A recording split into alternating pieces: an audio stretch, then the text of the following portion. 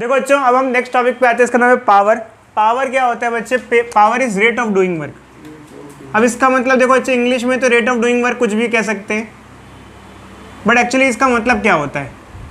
दो बच्चों को एक ही टास्क दिया जाए और एक बच्चा उस टास्क को जल्दी कंप्लीट कर ले, तो हम कहेंगे भाई ये तो बाहुबली है, पावरफुल बच्चा है, और उसने जो टास्क है उसको बहुत फास्ट कंप्लीट कर दिया, मतलब उसकी पावर क्या है? ज़्यादा है। Power work done by time होता है, या फिर ऐसे लिख सकते हैं बच्चे, तो अगर कम टाइम में उतना वर्क परफॉर्म कर ले तो पावर उसकी क्या हुई? ज़्यादा हुई। पावर की जो ऐसा यूनिट होती है वो वॉट होती है, जैसे कि आप लोगों ने पहले भी पढ़ा होगा वॉट। वॉट होती है पावर की ऐसा यूनिट। अब हम बात करते हैं बच्चे पावर के कुछ फॉर्मूलेस पे जो हम लोग डिस्कस करेंगे। तो देखो बच्चे, एक होता है पावर का, जब फॉर्मूले की बात करते हैं तो वर्क डन बाय टाइम होता है। कई बार हम लोग वर्क डन को फोर्स इनटू डिस्प्लेसमेंट के डॉट प्रोडक्ट से रिप्रेजेंट करते हैं ऐसे, और डिस्प्लेसमेंट बाय टाइम क्या हो जाता है? डिस्टेंस बाय टाइम क्या हो जाता है, या डिस्प्लेसमेंट बाय टाइम क्या हो जाता है? वेलोसिटी। तो एक तो ये फॉर्मूला हो जाता है, और एक होता है एवरेज पावर। एवरेज पावर क्या होता है बच्चे? जैसे हम लोग कभी कहीं कुछ वर्क परफॉर्म करते हैं, तो total work by total time average power कहलाता है। Total work by total time क्या कहलाता है? एवरेज पावर कहलाता है। तो आमतौर पे हम लोग यही दो ही फॉर्मूले मिलने ही देखेंगे, ये वाला पहला हो गया, ये दूसरा हो गया। ऑल्दो डिफरेंशिएशन भी कभी कभी यूज़ करने को मिल जाता है, 2-3 फॉर्मूले हम लोग यूज़ करते हैं। ये बेसिकली पावर के फॉर्मूलेज होते हैं। तो हम देखो बच्चे कुछ क्वेश्चंस ट्राई करते हैं। पावर की हम बात करते हैं तो इसकी एक और यूनिट होती है हॉर्स पावर। 1 हॉर्स पावर जो होती है वो 746 वॉट के बराबर होती है। ये सब देखो बच्चे ऑल द नोट्स में लिखा हुआ है, मेरे को इतनी ज़रूरत नहीं बताने की, बट फिर भी मैंने आपको ये सब चीज़ें बता दी हैं। बोर्ड पे हमारे पास ये क्वेश्चन दिया हुआ है, ये पावर से एसोसिएटेड क्वेश्चन है, और इस क्वेश्चन में क्या दिया हुआ है कि एक एलिवेटर है जो मैक्सिमम 1800 kg का लोड कैरी कर सकता है, एलिवेटर और पैसेंजर का वेट इंक्लूड करके। यहाँ लिखा है an elevator can carry a maximum load of 1800 kg, elevator plus passenger is moving up with constant speed of 2 metre per second. ये एक एलिवेटर है, ये कॉन्स्टेंट स्पीड के साथ चल रहा है। ये कितना लोड लेके चल रहा है? मान लो इतना मास है, अगर मास इतना है तो लोड कितना होगा, मतलब वेट कितना होगा? mg क्या हो जाएगा बच्चे? g को अगर 10 ले लें तो क्या हो जाएगा? 18,000 न्यूटन का लोड लेके चल रहा है ऊपर। अब देखो बच्चे, ये ऊपर की तरफ जा रहा है, ऐसा क्वेश्चन में दिया हुआ है। मूविंग अप लिखा है, मूविंग अप कांस्टेंट स्पीड के साथ। फ्रिक्शन फोर्स भी लग रहा है। फ्रिक्शन फोर्स कितना लगेगा? नीचे, क्योंकि वो ऊपर जा रहा है, तो कितना लगेगा? 4000 न्यूटन। वेट भी लग रहा है नीचे, कितना लग रहा है वेट? 18,000। तो नीचे कितना फोर्स लग रहा है टोटल? टोटल फोर्स कितना लग रहा है नीचे, बताना। अगर इन दोनों को ऐड कर दें बच्चों, तो नेट डाउनवर्ड फोर्स इन दोनों को ऐड करने के बाद आ जाएगा 22,000। अगर लिफ्ट को ऊपर जाना है तो मोटर को कम से कम जितना नीचे फोर्स लग रहा है उतना ही फोर्स या उससे थोड़ा सा ज़्यादा फोर्स अपवर्ड देना पड़ेगा, तभी वो लिफ्ट ऊपर की तरफ जा पाएगी, वरना वो लिफ्ट नहीं जा पाएगी। तो मोटर को कितना फोर्स डिलीवर करना पड़ेगा बच्चे? अप्रॉक्सीमेटली फोर्स, मोटर को इतना ही फोर्स डिलीवर करना पड़ेगा अप्रॉक्सीमेटली। ऐसे थोड़ा सा पॉइंट मान लो, क्या फ़र्क पड़ता है। और कांस्टेंट स्पीड से चल रहा है एलिवेटर, कितनी स्पीड से चल रहा है? Constant speed. तो पावर का फॉर्मूला बच्चे ये होता है फोर्स इनटू वेलोसिटी। ये जो पावर का फॉर्मूला होता है इसे इंस्टेंटेनियस पावर कहते हैं। इंस्टेंटेनियस पावर क्यों? क्योंकि हम वेलोसिटी उस टाइम की लेते हैं जबकि हम बात कर रहे होते हैं। जैसे यहाँ पर इस टाइम पर वेलोसिटी 2 मीटर पर सेकेंड है, तो वेलोसिटी 2 ली जाएगी। कभी और वेलोसिटी कुछ और होती तो उस टाइम की वो ली जाती। फोर्स कितना दे रही है मोटर? 2200। वेलोसिटी कितनी है? 2, मतलब कि इतना फोर्स, इतनी वेलोसिटी। समझ में आ रहा है बच्चे? इतनी पावर चाहिए मोटर को ऊपर चढ़ने के लिए, इतने फोर्स के साथ, इतनी वेलोसिटी के साथ। कितनी चाहिए? 44 किलो वाट। 44 किलो वाट की पावर रिक्वायर्ड है। तो मोटर इतनी पावर देगी तो ही ऊपर चढ़ पाएगी। इस क्वेश्चन में क्या है कि एक पंप दिया हुआ है जो ग्राउंड फ्लोर पे इंस्टॉल किया हुआ है, जिससे पंप वाटर को पंप करना है ऊपर तक पहुंचाना है टैंक में। टैंक 40 मीटर ऊंची हाइट पर है। पंप की एफिशिएंसी 30% है। कितनी पावर कंज्यूम्ड होगी? देखो बच्चे, इसमें थोड़े हिंट्स हैं। पहला हिंट ये है कि पावर क्या होता है? आमतौर पे हम कहते हैं power of is rate of doing work, नहीं ये भी सिर्फ ये नहीं है, power is rate of energy consumption also. जैसे मालूम कहते हैं एक बल्ब लिया हमने, 50 वाट का बल्ब लिया, 50 वाट का बल्ब का मतलब क्या होता है, the meaning of what is, what का मतलब क्या होता है, जूल पर सेकेंड होता है बच्चे। देखो जब पावर को हम energy used per unit time भी लिख सकते हैं, वर्क डन बाय टाइम की जगह एनर्जी बाय टाइम। तो जैसे 50 वाट का बल्ब है, इसका मतलब क्या होता है, 50 जूल प्रति सेकंड वो इतनी एनर्जी खपा रहा होता है, वो एनर्जी इतनी दे रहा होता है, समझे। 50 वाट का मतलब ये होता है। तो पावर सिर्फ वर्क डन बाय टाइम नहीं होता, एनर्जी कंजम्पशन बाय टाइम होता है। वर्क डन बाय टाइम कब यूज़ करते हैं और एनर्जी कंजम्पशन बाय टाइम कब यूज़ करते हैं, जब हम कोई काम करते हैं तो work done by time use करते हैं, जब हम कोई अप्लाइंस यूज़ करते हैं तो energy consumption bye time use करते हैं। हमारे अप्लाइंसेज होते हैं घर में, कहते हैं ज़्यादा पावर कंज्यूम करता है, मतलब 1 सेकंड में ज़्यादा एनर्जी कंज्यूम कर रहा है, समझ में। मोटर ज़्यादा पावर कंज्यूम करती है, तो इस हिसाब से हमारे ये वैल्यूज़ होती है। अब देखो इसमें क्या खास बात होती है, यहाँ क्या यूज़ होगा, यहाँ एनर्जी किस चीज़ में कंजम्पशन में जा रही है, यह एनर्जी वाटर को लिफ्ट करने में जा रही है। और कौन सी एनर्जी, बेसिकली वाटर को लिफ्ट करते हैं तो कौन सी एनर्जी देनी पड़ती है, पोटेंशियल एनर्जी देनी पड़ती है। किसको क्या देनी पड़ती है, पोटेंशियल एनर्जी। तो एनर्जी क्या देनी पड़ेगी, वाटर को पोटेंशियल एनर्जी देनी पड़ेगी।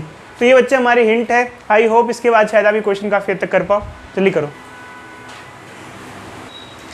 देखो बच्चे बोर्ड पे देखते हैं हम यहाँ पर, तो हमें क्वेश्चन में जैसे मेंशन किए चीज़ें, तो हम ये वाला फॉर्मूला लगाएंगे। इधर देखो बच्चे बोर्ड पे, तो जैसे कि पंप अगर वाटर को लिफ्ट कर रहा है तो वाटर को लिफ्ट करने में पोटेंशियल एनर्जी का रोल होता है। तो इतना पोटेंशियल एनर्जी डिलीवर कर रहा है वाटर को, तो हम जैसे कि ये फॉर्मूला लगाएंगे mgh/T। तो यहाँ मास तो दिया नहीं बच्चों, हमने पढ़ा है बच्चे डेंसिटी होती है मास बाय वॉल्यूम। डेंसिटी को हम रो से रिप्रेजेंट करते हैं बड़ी क्लास में, ध्यान रखना बच्चों, ये ग्रीक अल्फ़ाबेट है। तो मास क्या होता है, डेंसिटी इंटू वॉल्यूम। तो पावर क्या हो जाएगा, डेंसिटी वॉल्यूम GHT। ठीक है, अब क्या क्या चीज़ें क्या क्या हैं देखो बच्चे, density of water is 1000 kilogram per metre cube, volume of tank is 30 metre cube, G is 10 ले लेते हैं, हाइट इज 40 मीटर, टाइम कितना टाइम 15 मिनट। मिनट लेंगे नहीं लेंगे, मिनट को सेकंड में कन्वर्ट करेंगे, मिनट कोई सेकंड में कन्वर्ट करेंगे बच्चे। आर SI यूनिट नहीं होती है, SI यूनिट सेकंड होती है। 15 मिनट को 60 से मल्टीप्लाई कर देंगे, ये 2 आ जाएगा, ये कट जाएगा 3, 2 से 2 कट जाएगा, करीब करीब इतना आ रहा है बच्चों मेरा तो अप्रॉक्सीमेटली, यहाँ 40 किलोवाट है। अब ये पावर पंप की नहीं है, पंप इतना नहीं दे रहा, इतना तो पानी को मिल रहा है, पानी को इतना मिल रहा है। पंप कितना देगा, देखो बच्चे पंप 3 है, हाँ चीज़ वेरी गुड, 3 भी आ जाएगा ये। तो इतनी पावर पंप नहीं दे रहा है, इतनी पावर पानी को मिल रही है। जो हमारा अप्लाइंस होता है वो ज़्यादा पावर देता है और फाइनली मिलती कम पावर है। अब 30% एफिशिएंसी यहाँ मेंशन की है क्वेश्चन में दिया गया है कि पंप की एफिशिएंसी 30% है। कोई बच्चा मतलब बताएगा इस चीज़ का क्या हो सकता है आपके हिसाब से? 30% एफिशिएंट पंप है, इसका मतलब ये है कि अगर पंप 100 जूल की एनर्जी देता है या 100 वाट की पावर देता है तो सिर्फ 30 ही फाइनली यूटिलाइज हो पाएगी और 70 क्या हो जाएगी, वेस्ट हो जाएगी। हर अप्लाइंस जो हम यूज़ करते हैं उन सभी अप्लाइंसेस की कुछ एफिशिएंसी होती है। एफिशिएंसी का मतलब ये कि वो उतना पार्ट तो यूटिलाइज हो जाता है, बाकी पार्ट एनर्जी का क्या हो जाता है, डिफरेंट प्रोसेसेस में वेस्ट हो जाता है। एनर्जी वेस्टेज हर जगह होती है बच्चे, ऐसा कभी नहीं हो सकता, बट हम कोशिश ये करते हैं कि ज़्यादा एफिशिएंट डिवाइस बनाएं। आपने देखा होगा स्टार रेटिंग वाले डिवाइस होते हैं, 3 स्टार 5 स्टार रेटिंग वाले, 5 स्टार एनर्जी रेटिंग वाले एसी और रेफ्रिजरेटर होते हैं। इस पे शायद स्टार नहीं लगे, कहाँ लिखा है? हाँ 3 स्टार रेटिंग, ये 3 स्टार लगा है। ज़्यादा स्टार होते हैं तो मतलब उतना एफिशिएंट डिवाइस है, पावर में एनर्जी लॉसेस के चांस कम होते हैं, बट वो डिवाइस उतना महंगा भी होता है क्योंकि उसको बनाने में थोड़ी सी टेक्नोलॉजी भी ज़्यादा अच्छी यूज़ होती है। तो यहाँ पर एक्चुअली क्या है कि इतना जो यूज़ हो रहा है, इतना हमें वाटर को मिल रहा है, तो एक्चुअली एफिशिएंसी होती है, ये इसे एफिशिएंसी कहते हैं बच्चे। एफिशिएंसी ये ग्रीक अल्फ़ाबेट से डिनोट करते हैं, इसे कहते हैं ईटा, ग्रीक अल्फ़ाबेट ऐसे कहते हैं ईटा। ईटा वाला ईटा नहीं, अरे बच्चे ईटा वाला ईटा नहीं, ईट ये ईटा कहते हैं, ईटा। आप वो ये मत बोलना जो ईंट उठा के मारूंगा वो ईटा, ईटा ईटा। ये होता है output power by input power. Input कितना दिया और आउटपुट कितना मिला, तो यहाँ पर बच्चों देखो ये जो पावर है ये हमें आउटपुट मिल रहा है फाइनली, जो पानी को मिल रहा है, हमको इतना नहीं देना पड़ेगा, हमको इससे ज़्यादा देना पड़ेगा। इतना तो पानी लिफ्ट करने में गया है, पानी लिफ्ट करने में इतना गया है तो हमको तो ज़्यादा देना पड़ेगा। तो एफिशिएंसी कितनी 30%, 30% मतलब 30/100। आउटपुट कितना है 40/3। इनपुट कितना होगा, सॉल्व करें बच्चे, 0 से 0 कट जाएगा, 3 ऊपर चला जाएगा, 4 नीचे आ जाएगा। ठीक है,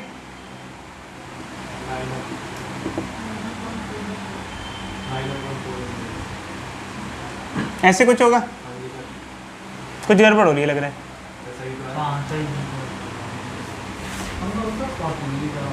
एक काम करते हैं, चेक काम करते, रुको इसको सिंप्लीफाई कर लेते हैं। ये है ना हमारा, तो ये नीचे आ जाएगा, ये 3 इनपुट पावर हो जाएगा।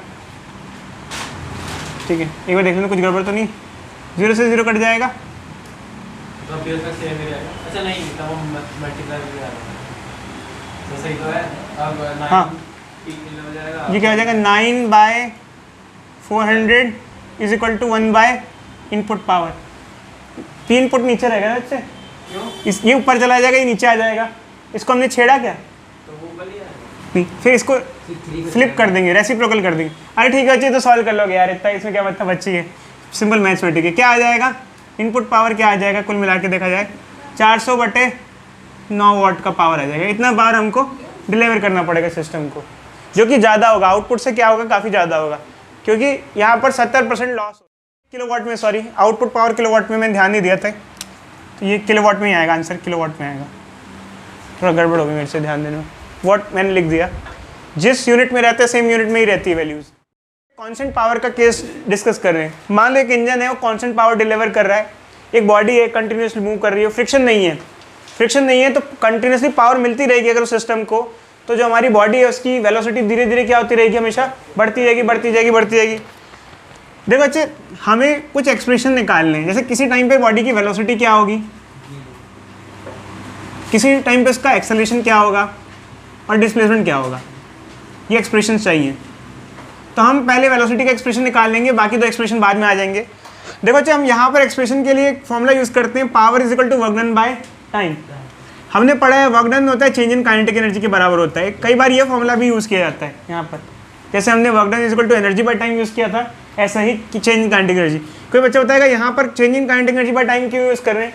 एक्चुअली क्या होगा, जैसे कोई बॉडी है, इस पर कंटिन्यूसली अगर आप फोर्स डिलीवर करे जा रहे हो, तो हमारा जो वर्क होगा उसकी काइनेटिक एनर्जी क्या करता जाएगा, बढ़ाता जाएगा। समझ में आ रहा है बच्चों, चेंज इन काइनेटिक एनर्जी क्या होगा, फाइनल माइनस इनिशियल। अगर बॉडी रेस्ट से चालू हुई है, अगर बॉडी रेस्ट से चालू हुई है तो इनिशियल काइनेटिक एनर्जी क्या होगी, 0। फाइनल काइनेटिक एनर्जी क्या हो जाएगी, हाफ mv²/t। ठीक है बच्चे, अगर मान लो मुझे वेलोसिटी निकालनी है तो मैं कैसे करूँगा बताओ बच्चे, v की वैल्यू निकालनी है तो क्या करूँगा, इसको यहाँ भेज दूंगा, इसको 2p/, ये 2 यहाँ आ जाएगा,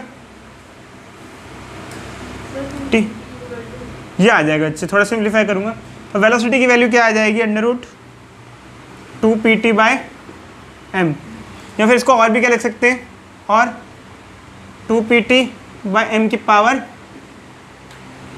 हाफ। तो ये VT रिलेशन हो गया। अगर एक बॉडी पे कांस्टेंट पावर डिलीवर होती रहे, कोई अपोजिंग फोर्स नहीं है, कोई रजिस्टिंग फोर्स नहीं है, ध्यान रखना ये हमेशा तभी वैलिड है जब कोई अपोजिंग फोर्स नहीं, मतलब रुकने वाली चीज़ नहीं है, जो रियलिस्टिक नहीं है। वैसे ये केस, ये सिनेरियो रियलिस्टिक नहीं है। ऐसा नहीं होता कि आप कोई बॉडी पे फोर्स लगाते रहो तो उसकी वेलोसिटी बढ़ती रहे, क्योंकि उस पर एक फोर्स वो भी लग रहा होता है जो उसको रोक रहा होता है। बट वैसे अच्छे, चलो ये मान लेते हैं हम लोग, तो VT रिलेशन ही आ जाएगा। अगर आपसे पूछे वेलोसिटी टाइम की किस पावर से वेरी कर रही है, तो किस पावर से वेरी कर रही है, v directly proportional to t की पावर हाफ। अब देखो बच्चे, इसमें कई बार पूछ लेते हैं कि एक्सेलरेशन किस पावर से वेरी करेगा। तो देखो बच्चे, ये VT रिलेशन आ गई, इधर देखो बच्चे बोर्ड पे। अगर इसकी AT रिलेशन निकालनी हो तो वेलोसिटी को जब डिफरेंशिएट करते हैं तो क्या मिलता है, एक्सेलरेशन मिलता है। अगर AT रिलेशन निकालनी है तो डिफरेंशिएट कर देते हैं इसको, और अगर ST डिस्प्लेसमेंट टाइम रिलेशन निकालनी है तो इंटीग्रेट कर देते हैं। हमें इतना सारा काम नहीं करना है, ध्यान रखना। हमको कोशिश की जाती है, इंटरनेट में भी बच्चों को ही बताया जाता है, अगर आप फॉर्मूला याद रखो तो ज़्यादा बेटर है, क्योंकि पूरा डिराइव करोगे तो ज़्यादा टाइम लगेगा, नहीं तो फिर आप करके देख लो पूरा का पूरा। यहाँ तक निकाल लिया, उसका डिफरेंशिएट कर दोगे तो एक्सेलरेशन आ जाएगा, इंटीग्रेट कर दोगे तो वो आ जाएगा। तो बच्चे मैं अभी इस फेवर में नहीं हूँ, मैं कुछ कराने के फेवर में नहीं हूँ। जैसे कि नोट्स में वैल्यू दी हुई है मैं सीधे सीधे लिख देता हूँ, ताकि अगर MCQ वगैरह आए तो अगर आपको कुछ लगे कि ऐसी ऐसी वैल्यू है तो आप सीधे सीधे टिक करके आगे बढ़ जाना। एक्सेलरेशन टाइम रिलेशन ही हो जाती है और डिस्प्लेसमेंट टाइम रिलेशन ही हो जाती है। ये क्वेश्चन मैं इसलिए करा रहा हूँ क्योंकि NCERT की बैक एक्सरसाइज में एक MCQ दे रखा है और उस MCQ से मेरा ये रिलेशन है यहाँ पर। तो क्या MCQ दिया हुआ है? MCQ ये दिया हुआ है कि एक बॉडी एक पर्टिकुलर एक डायरेक्शन में मूव कर रही है, उस पर कांस्टेंट पावर लग रही है, डिस्प्लेसमेंट टाइम रिलेशन क्या होगी? डिस्प्लेसमेंट टाइम रिलेशन क्या होगी, किस पावर से वेरी करेगा? तो उसके ऑप्शन दे रखे हैं बच्चे, डिस्प्लेसमेंट टाइम की किस पावर से वेरी करेगा। पहला ऑप्शन है डिस्प्लेसमेंट टाइम की पावर हाफ से वेरी करेगा, दूसरा ऑप्शन है डिस्प्लेसमेंट टाइम की पावर 1 से वेरी करेगा, तीसरा ऑप्शन है डिस्प्लेसमेंट टाइम की पावर 3/2 से वेरी करेगा, चौथा ऑप्शन है डिस्प्लेसमेंट टाइम की पावर स्क्वायर से वेरी करेगा। आपको क्या लगता है अच्छी? बताओ अच्छी 3/2 कैसे? सर T 3 है और उस पे रूट टी की क्यूब है और होल का रूट है, तो ये 3 हो गया और ये ऊपर क्या लगा है? हाफ लगा है, तो क्या हो गया? 3/2। तो कौन सा ऑप्शन हो गया? ये वाला ऑप्शन। इसी वजह से सिर्फ मुझे आपको ये बताना पड़ गया ये पूरा, बट ये ऑल दो इसके ज़्यादा चक्कर में डीप में मत पड़ जाना।